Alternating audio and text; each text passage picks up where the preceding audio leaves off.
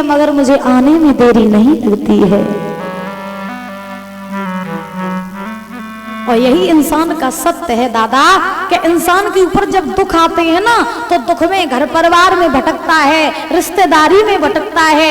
महाराज कहता है तुम मेरी मदद कर दो, तुम मेरी मदद कर दो, लेकिन जब कोई मदद नहीं करता है तो अंत में भगवान की याद आती है। अंत में जब अंत में भगवान की याद आती है तब महाराज भगवान से कहता ना तब तुम्हारे सिवा कोई नहीं। अच्छा ईमानदारी से बताओ, अपने हृदय पे हाथ रख के बताओ कि आज दिन तक आपके ऊपर दुख आए, आपने भगवान को जब जब बुलाया तब तक भगवान ने आपकी रक्षा की कि नहीं की? बताओ की कि नहीं की? ये सत्य बात है। भगवान अपने भक्तों के बस में हुआ करते, भगवान कहीं और नहीं है, भगवान अपने भक्त के बस में हुआ करते हैं। संसार में ऐसी कोई ताकत नहीं है जो भगवान को अपने बस में कर सके, लेकिन भक्त में और भक्ति में इतनी ताकत है जो भगवान अपने भक्त के पीछे महाराज दौड़े दौड़े चले आते हैं। तो भगवान को अपनी उंगली पर नचा सकते हैं, लेकिन महाराज उसके लिए हमें कुछ समर्पण करना पड़ेगा भगवान के लिए। उसके लिए हमें संसार को छोड़ना पड़ेगा, हृदय को स्वच्छ बनाना पड़ेगा, तभी तो भगवान का दास इसमें होगा ना। दुनिया में लगे रहो और भगवान से कहते रहो दुख मेरे ऊपर इतने, भगवान आ नहीं रहे। अरे कम से कम हृदय को स्वच्छ तो बनाओ, सबके प्रति प्रेम रखो। तुम्हारा दुश्मन अगर तुम्हारे सामने अगर बंदूक लेकर के तुम्हें मारने के लिए खड़ा है, उससे भी तुम प्रेम से बात करो, उसके साथ भी तुम प्रेम दिखाओ, तभी तो भगवान आएंगे ना। ऐसा नहीं है कि तुम्हारे साथ कोई बुरा कर रहा है तो तुम भी उसका दिन रात बुरा कर रही हो, तुम्हारे बारे में कोई बुरा बोल रहा है तो तुम भी उसके बारे में बुरा बोल रही हो ना जी। भगवान के भक्त तो वो हुआ करते हैं जो दुश्मन को भी अपना मित्र माना करते हैं, वो होते हैं महाराज भगवान के भक्त। और सही बताए ना तो सबसे अच्छा अगर कुछ है तो वो है दुख, सबसे अच्छा दुख है। क्यों? क्योंकि कभी कहते हैं कि सुख के माथे सिल पड़े, सुख के माथे सिल पड़े, जो हरि हृदय से जाए और बलिहारी मां दुख को जो प्रभु से दिए मिलाए। तो सबसे अच्छा दुख होता है। सुख में सभी जानते हैं कि भगवान को भूल जाते हैं, और दुख में कम से कम भगवान को याद तो करते हैं। तो हमारे लिए सबसे अच्छी बात वही है जिसमें परमात्मा को याद करते रहें। तो दुख सबसे अच्छा होता है ना भैया। लेकिन इंसान के ऊपर जब दुख आते हैं तो भगवान को गाली देते हैं, भगवान बहुत बुरा है, मेरे ऊपर दुख ही दुख दिए है। ऐसा नहीं करना चाहिए। दुख हो चाहे सुख हो, परमात्मा को याद करते रहो, जीवन जीते रहो। क्योंकि पता नहीं समय कब आ जाए, कभी हम के दूत लेने के लिए आ जाए और कब हमें जाना पड़े, पता नहीं। आज हम यहाँ कथा सुना रहे हैं, कल कहाँ हो, कल किसी ने नहीं देखा। हमें सिर्फ वही भरोसा है जो एक सेकंड बीत गया, आने वाले एक सेकंड में हमारे साथ क्या होगा हमें नहीं पता है। ये शरीर किराए का घर है। जब तक इसमें आत्मा विराजमान है तब तक मानो महाराज कि हम जी रहे हैं। आत्मा निकल गई तो महाराज समझ लो कि किराए का घर छोड़ना पड़ता है। अच्छा एक बात बताओ मैया, हम आपसे प्रश्न पूछें बताओगी? पीछे वाली मैया बोलो, मेरी माँ क्वेश्चन का आंसर दोगी? है? अच्छा ये बताओ कि आप कहीं रहने के लिए बाहर जाते हैं तो कोई रेंट पर कमरा लो, मकान लो किराए पर, तो एक महीने के बाद जो मकान मालिक होता है, कमरे का मालिक होता है, वो किराया लेने आता है कि नहीं आता है? आता है ना। बोले 10,000 रुपए दो, तुम्हारा महीना हो गया है और मुझे 10,000 रुपए चाहिए, और फिर उसके बाद आज से फिर से तुम्हारा हफ्ता चलेगा। किराया लेने आ जाता है ना महाराज। अच्छा ये बताओ, ये शरीर भगवान ने हमें किराए पर दिया है, भगवान कभी तुमसे किराया लेने आए आज तक? पीछे वाली मैया, भगवान किराया लेने आए? पीछे वालियों से लेने आए थे, वो बोल नहीं रही हैं। किस किस से भगवान ने किराया लिया, हाथ उठाओ। और किस किस से नहीं लिया, आप हाथ उठाओ। उठा लो, शर्म क्यों करती हो? अच्छा प्रेम से बोलो राधे राधे। भगवान किराया नहीं लेते हैं ना। भगवान हमसे कहते हैं कि हे मानव, मैंने तुझे ये किराए का घर दिया है, तो मुझे किराए में पैसा नहीं चाहिए, धन दौलत नहीं चाहिए, फिर क्या चाहिए? बोले 2 मिनट निकाल करके कम से कम मेरा स्मरण तो कर लिया कर, बस मुझे यही चाहिए, यही मेरा किराया, यही मेरा हफ्ता। कम से कम 2 मिनट निकाल करके तो भजन कर लिया करो मेरी माँ। यही भगवान का किराया होता है, क्योंकि कहा जाता है कि जिंदगी एक किराए का घर है, एक दिन निकलना पड़े।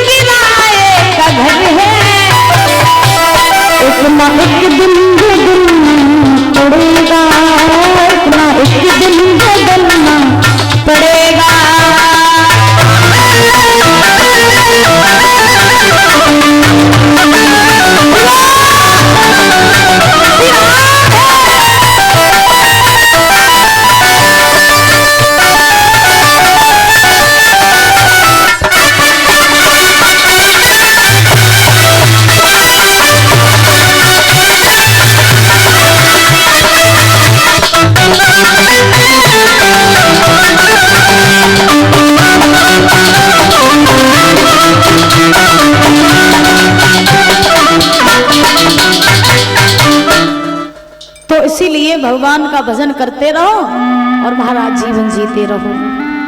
सुनीति ने उत्तानपाद से कहा, महाराज हमारे घर में कोई संतान नहीं है, लोग आपको निर्वंशिया कहते, मुझे बांझ कहते, मेरा अपमान हो जाता है, मैं सहन कर लेती हूँ, लेकिन जब ये समाज आपका अपमान करता है तो मुझसे सहन नहीं होता है। इसलिए आपसे मेरी एक विनती है।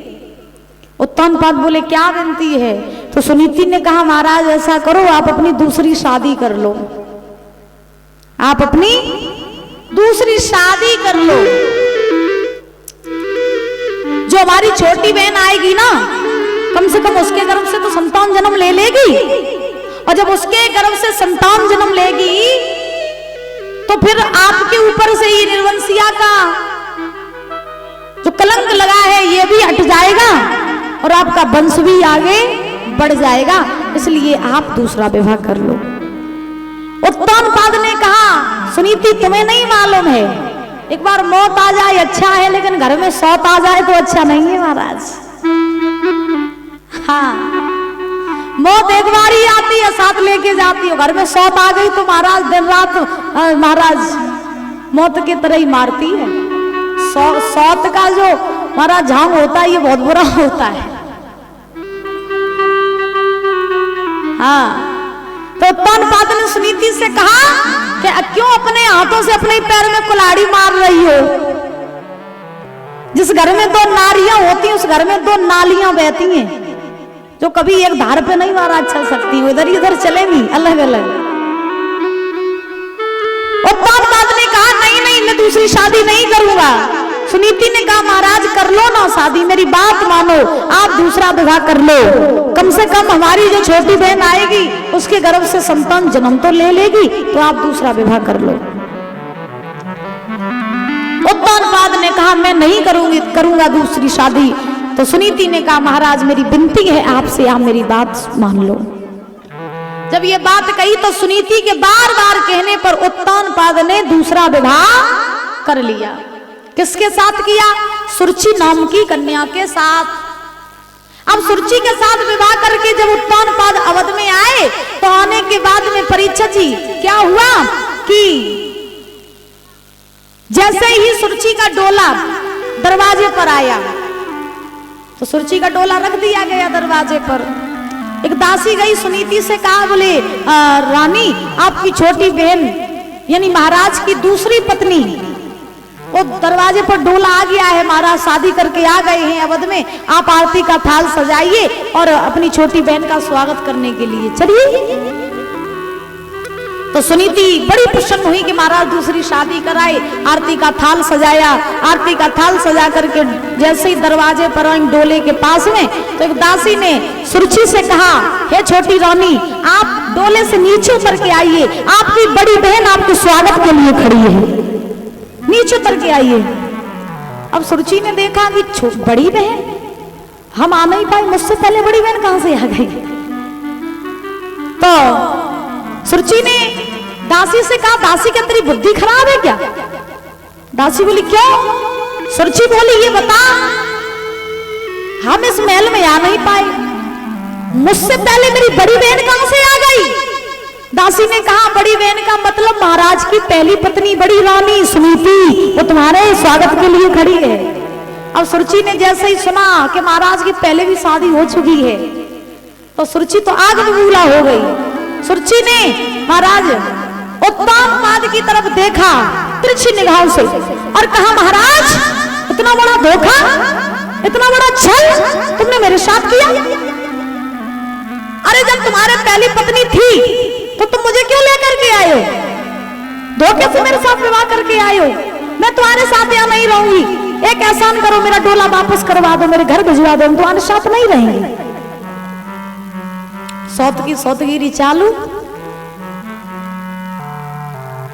अब जैसे ही सुरुचि ने ये बात कही उत्तानपाद से कि मेरा डोला वापस करवा दो, हम यहाँ नहीं रहेंगे, तो सुनीति ने सुना कि मेरी बहन डोला वापस करवाने की बात कर रही है। तो सुनीति तो बड़ी सरल हृदय की थी, वो सुरुचि के पास में आई और आ करके महाराज सुरुचि से हाथ जोड़े, बोली बहन डोला वापस करवाने की बात न करो, क्योंकि अगर आज डोला वापस चला गया ना तो मेरे महाराज कहीं मुंह दिखाने के लायक नहीं रहेंगे। अरे मैंने जबरदस्ती ही महाराज से कह करके तुम्हारा दूसरा विवाह करवाया, तो आप डोला वापस करवाने की बात न करो।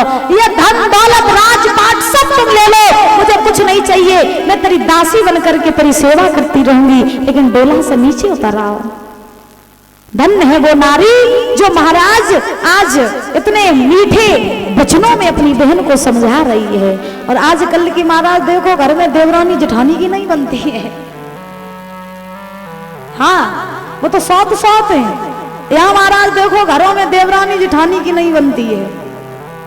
आज के महाराज घर में जेठानी है और छोटे वाले की शादी कर दो, आ जाए देवरानी, तो देवरानी आते ही आते अलग चूल्हा रख लेती है, बोले हम इसके साथ नहीं रहेंगे, मेरा तो अलग सिस्टम करो। हाँ अलग रहेंगे, अलग खाना बनाएंगे, हम इसके साथ नहीं रहेंगे, इसके साथ मेरी नहीं बनेगी। आजकल घरों में यही समस्या है महाराज, जहां देखो वहां देवरानी जेठानी की नहीं बन रही है। सही बात है कि नहीं है? लिखड़ी गांव में तो सब प्रेम से रहते हैं। हाँ यहाँ शायद है कि कल देवरानी जेठानी लड़ाई हो तो होती है आप लोगों की? कभी नहीं होती है, होना भी नहीं चाहिए। अगर घर में महाराज देवरानी जेठानी हो तो बहनों की तरह रहना सीखो। और सही बताए ना तो आज के जमाने में भाई भाई जो एक दूसरे से अलग हो रहे हैं वो नारियों के पीछे। सोचने वाली बात है, बहुत बड़ी बात नहीं कह रही है। घर घर में भाई भाई की लड़ाई हो रही है तो किसके पीछे? नारी के पीछे।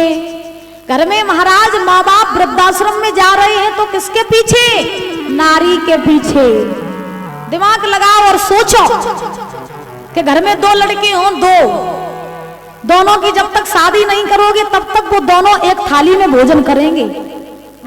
सोचने वाली बात है और हम नहीं कह रहे हैं, कभी भी देख लेना और प्रैक्टिकल कर लेना। घर में अगर महाराज दो भाई हैं तो जब तक उन दोनों की शादी नहीं होती है तब तक वो दोनों महाराज एक ही थाली में भोजन करते हैं, और जो दोनों की शादी कर दो सोई महाराज अलग अलग हो जाते हैं। और अलग अलग इतना होते हैं कि बड़ा छोटे से नहीं बोलता, छोटा बड़े से नहीं बोलता। और आज के जमाने में छोड़ो, बोलने की छोड़ो, आज के जमाने में यही महाराज भाई भाई एक दूसरे के दुश्मन और गले काटने पर तुल जाते हैं।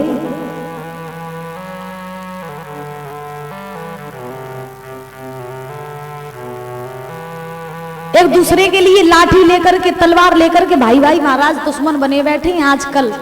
और बहुत से ऐसे केसेस आते रहते हैं महाराज कि एक भाई ने फलाने भाई को मार दिया, बड़े भाई को मार दिया, मौत की घाट उतार दिया। बहुत से ऐसे केस आते रहते हैं सोशल मीडिया पे देखो। लेकिन मेरी माँ, मेरी एक बात याद रखना, जीवन में सब करो लेकिन कभी भाई भाई को एक दूसरे से अलग न करो। क्यों? क्योंकि तुम्हें पता है कभी भी झाड़ू की एक सीख से घर साफ नहीं कर सकते हो। बात समझ में आ रही है? कभी भी झाड़ू की एक सीख से घर साफ नहीं कर सकते हो। जब तक पूरी झाड़ू को हाथ में नहीं पकड़ोगे तब तक घर साफ नहीं होगा। ऐसे ही अगर जिंदगी में विजय प्राप्त करनी है तो परिवार अगर साथ है तो जीवन में, जिंदगी के किसी भी युद्ध में चले जाना, जीवन के किसी भी क्षेत्र में, रणभूमि में चले जाना, अगर भाई भाई इकट्ठे हैं तो महाराज उनकी कभी हार नहीं हो सकती है। और भाई भाई अगर अलग हैं तो महाराज उनकी कभी जीत नहीं हो सकती है।